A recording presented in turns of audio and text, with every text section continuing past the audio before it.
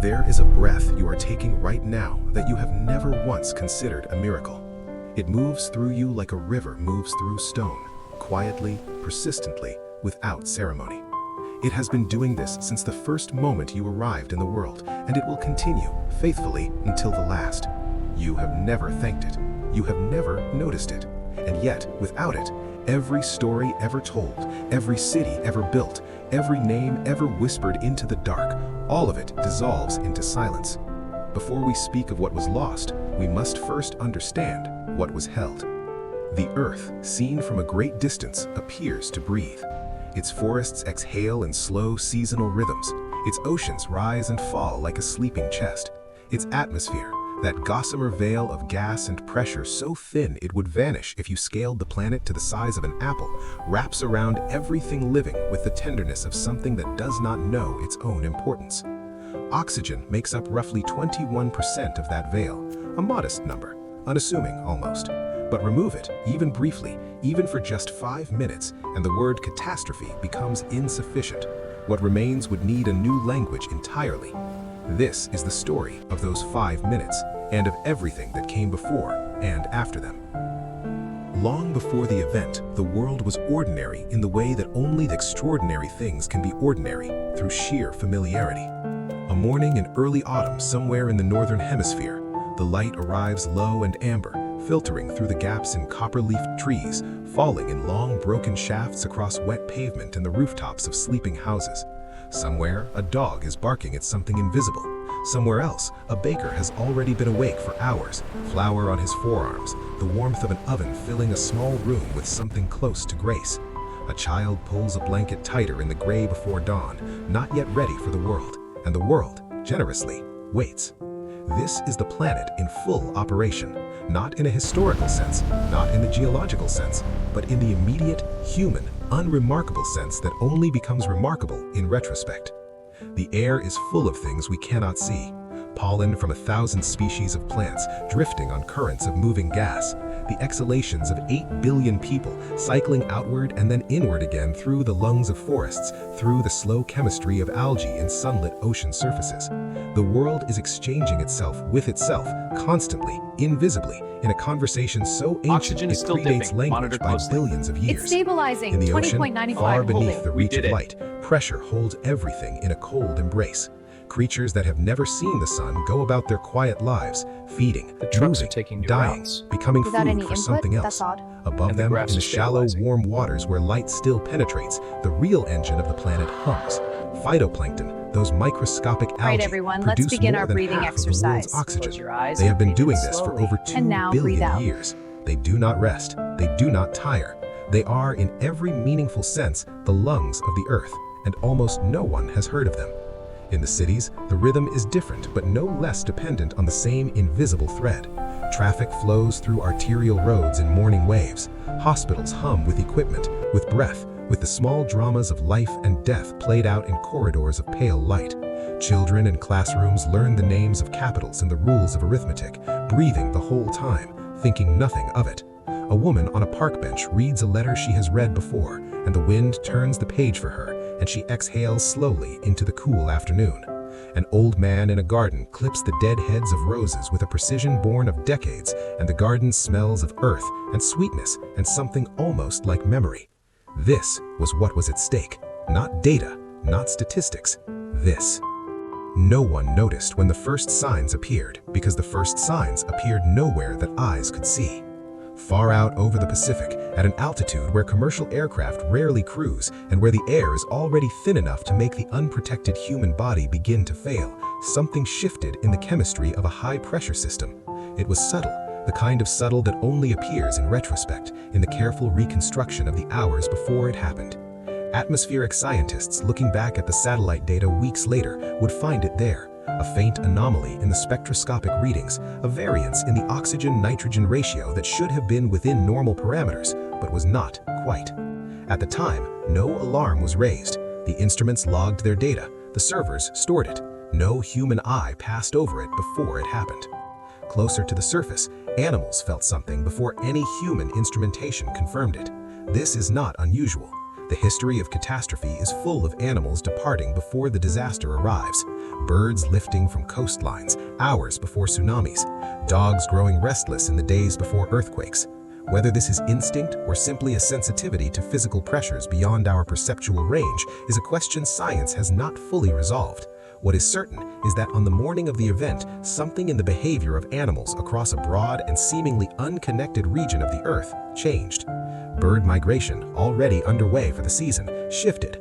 Flocks that had been following established routes for generations veered briefly in directions that made no aerodynamic sense. Fish in deep water rose towards the surface in unusual concentrations. In a zoo in the foothills of a mountain range, every large mammal stopped what it was doing at approximately the same moment and stood motionless, ears forward, facing a direction that held nothing visible. The keepers noticed and wrote it down and moved on. It seemed like nothing. A child walking to school alone for the first time paused on the pavement outside her house and looked up at the sky.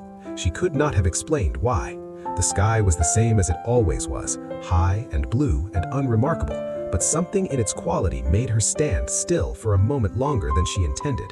Then her mother called from an open window, and she walked on. The world was still breathing, but something was listening. It began without drama, which is perhaps the most terrifying thing about it. There was no explosion, no blinding light, no sound that might have warned a listening world. The oxygen simply began to leave. Not from everywhere. The depletion moved in a pattern that later models would describe as a cascading atmospheric collapse, beginning at altitude and propagating downward through atmospheric layers with a speed that defied the models scientists had previously constructed for such scenarios. Because no scientist had seriously constructed such a model, there had been no framework for imagining this. There was nothing in the historical record to prepare against. On the ground, the first sensation was lightheadedness, mild, dismissible. The kind of feeling that might follow standing too quickly from a chair or the first moment of emergence from a swimming pool. People paused, people blinked, some sat down without quite knowing why. Within 90 seconds, the sensation had deepened into something impossible to dismiss. Hypoxia, the condition of the body deprived of adequate oxygen, does not announce itself with pain.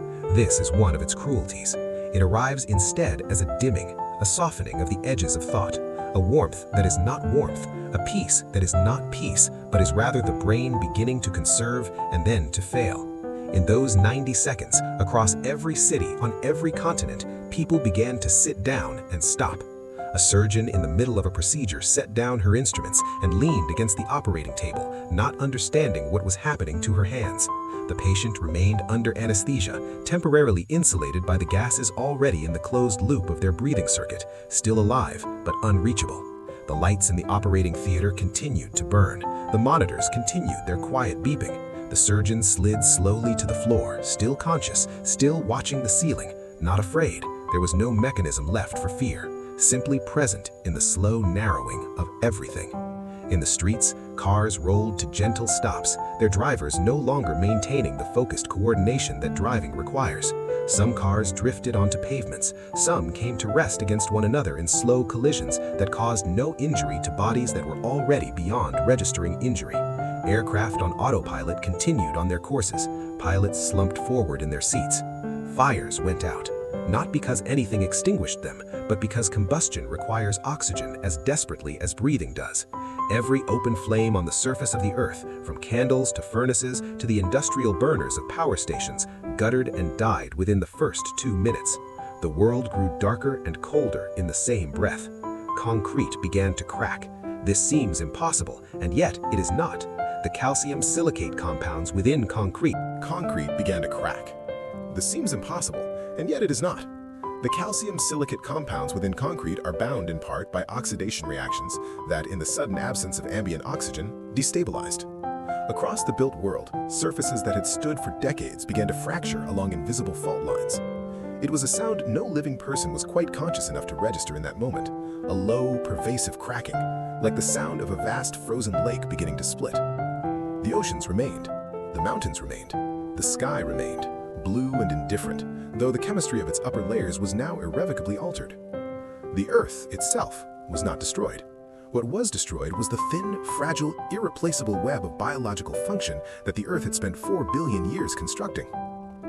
In the 5th minute, Just as the last few flickering circuits of consciousness in the most resilient brains were beginning to close, the oxygen returned. No one in that moment knew that it had. The return was not triumphant. Nothing about the aftermath of those 5 minutes could be described in triumphant terms. Oxygen flooded back into the atmosphere in a cascading reverse of its departure, the precise mechanism of which remained, for years afterward, a subject of intense and sometimes bitter scientific debate. What was not debated was the result. Within seconds of the return, the human body began the long, difficult work of recovery. Or it did not, depending on how deep the deprivation had been, and for how long the individual brain had been starved, and how old and how healthy, and how close to other extremes of vulnerability the person had been before those 5 minutes began. Many people simply woke up on the ground, or in their chairs, or slumped over tables, and lay still for a moment, and then began slowly to understand. Many did not wake up at all. The hospitals that might have received them were themselves in states of paralysis. Medical staff who had survived without lasting neurological damage moved through wards that now held patients who might need hours of evaluation before anyone could determine who had recovered and who had not. The equipment that ran on electrical power, ventilators, monitors, the apparatus of modern medicine, had largely survived the event because much of it was sealed and self-contained. But the humans who operated it had not been sealed or self-contained. They had been as vulnerable as anyone. In the weeks that followed, the silence settled over everything like dust. Cities that had been loud became quiet in ways that felt wrong. Not the quiet of a peaceful evening, but the quiet of something missing. The absence of certain sounds that the living body constantly generates.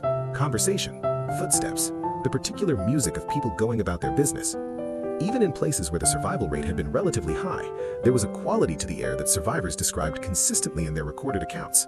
A hollowness, as though the world had exhaled and not yet decided whether to breathe in again. The natural world had fared differently. Plant life, which photosynthesizes rather than breathes in the animal sense, had been damaged but not uniformly destroyed. Forests remained, grasslands remained.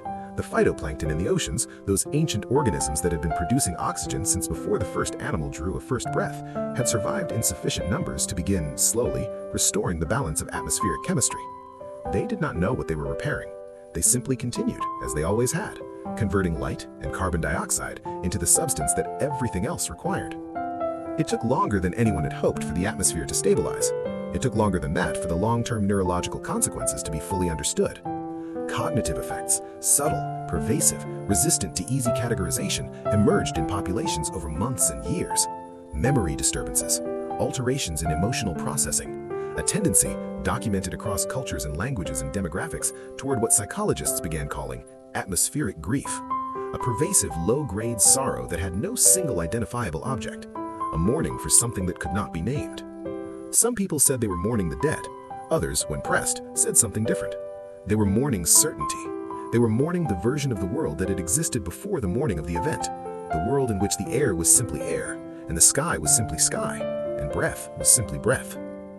What the event changed in the end was not geography or infrastructure or the political order of nations, though it changed all of those things. What it changed was something harder to measure and more important than any of them. It changed the way the human species understood itself in relation to the world it inhabited. Before the event, the relationship between human civilization and the natural systems that sustained it was one of profound and largely unacknowledged dependency. Humans had built an entire architecture of self-sufficiency, cities, supply chains, technologies of every description, and had lived within that architecture with a confidence that, in retrospect, looked very much like innocence. The belief, never consciously articulated but deeply embedded in the structure of modern life, that the fundamentals were reliable, that the ground would hold, that the water would flow, that the air would always be breathable. Those 5 minutes ended that belief permanently. What replaced it was not despair, though despair visited widely and stayed in some places longer than in others. What replaced it, gradually, imperfectly, fitfully, was something more like attention. A quality of awareness that the philosophers who studied the aftermath period described as grounded presence, a fundamental shift in the human relationship to the immediate and the sensory. People began to notice the air, to feel it entering and leaving the body with a consciousness that had no precise analog in the pre-event world. Children born after the event grew up with a baseline relationship to breathing that their grandparents would not have recognized in the pre-event world. Deliberate, almost ritualistic, as naturally reverential as anything that had ever emerged from human culture. Institutions changed, the language of governance changed. The sciences of atmospheric biology and ecological systems, previously underfunded, undervalued, peripheral to the great project of economic expansion, became central to the great project of economic expansion. The phytoplankton that had helped restore the oxygen levels became in public understanding what they had always been in ecological reality, among the most important organisms on the planet. Murals of them appeared on city walls. Their image was taught in schools alongside the names of rivers and mountain ranges. Whether these changes were sufficient, whether the species that had come so close to its own extinction in a single, unexplained Tuesday morning had genuinely transformed itself, or merely adorned its old habits with new language, was a question that the aftermath period could not answer. It was a question that would require centuries to resolve. But the memorial that was eventually built on the site of the first documented atmospheric anomaly, out over the open Pacific, a floating structure of white stone and glass that rose and fell with the movement of the ocean, visible for miles on a clear day, bore an inscription that said nothing about numbers or governments or survival rates. It said simply what needed to be said. It read, "We did not know what we were breathing until we stopped." And in the years after the event, people who visited that memorial, arriving by boat across miles of open water, standing on the gently rocking platform and looking out at the horizon, reported a consistent experience. They would stand there in the wind and the salt air, and at some point they would become aware, perhaps for the first time in their lives with genuine awareness, of the simple, continuous, perfect fact of their own breathing. And they would stand there breathing, and the ocean would breathe with them, and the sky would hold.